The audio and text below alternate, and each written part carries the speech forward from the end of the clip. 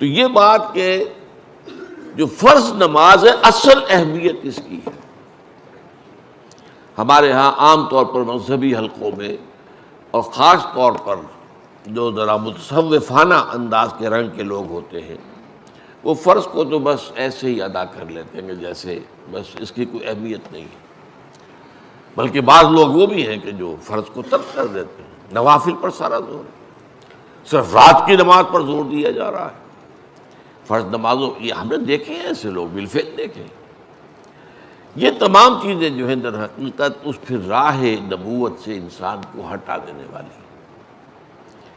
فرض کتنا فرض، نفل کتنا نفل.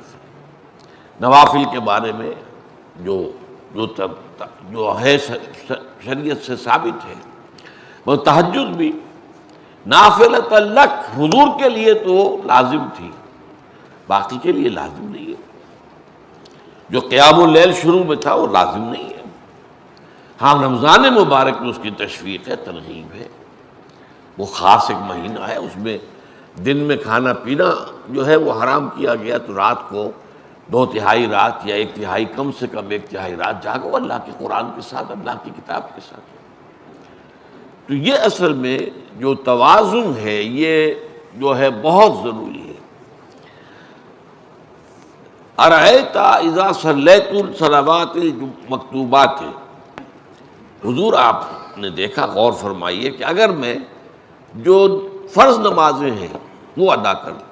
اب مثلا ایک حدیث مجھے اور یاد آئی، فرض نماز کی اہمیت کو بیان کرنے کے لیے حضور نے فرمایا جس شخص نے عشاء کی نماز بھی جماعت کے ساتھ ادا کی اور پھر فجر کی نماز بھی جماعت کے ساتھ ادا کی، اس کے لیے پوری رات کا قیام لکھ دیا جائے گا. فرض کی یہ اہمیت ہے. تو اذا صلیت المکتوبات صلوات المکتوبات وصمت رمضان، اور میں روزہ بھی رمضان کے روزے رکھ لوں، باقی روزہ رکھنا آپ کی مرضی پر ہے، رکھیں ٹھیک ہے، لیکن وہ لازم نہیں ہے. نجات کے لیے لازم جو بیس لائن ہے وہ جو عبادات فرض، اس کے بعد جتنا آدمی اضافہ کر سکے. حالات کو بھی دیکھیں، بعض حالات ایسے ہوں گے کہ اس میں اصل اہمیت جہاد کی ہو جائے گی، قتال کی ہو جائے گی. اب ایسا حال بھی ہو سکتا ہے کہ اسلامی نظام قائم ہے، اسلامی حکومت قائم ہے، نظام خلافت قائم ہے، تو اب قتال کا معاملہ جو وہ حکومت کے ذمہ ہے، حکومت انتظام کرے گی. اگر کہیں 10,000 آدمی چاہیے، 10,000 آدمی نکل آئے چل جانے کے لیے، تو باقی آرام سے گھر میں سوئیں یا نوافل پڑھیں، ساری رات کھڑے رہیں، ٹھیک ہے. یہ تقرب بالنوافل کا موقع ہوگا.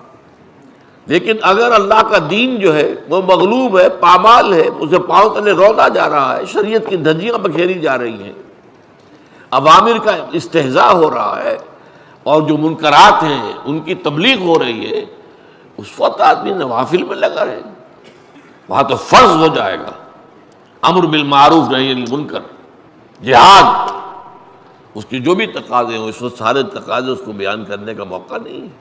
اس وقت اصل شے وہ ہوگی.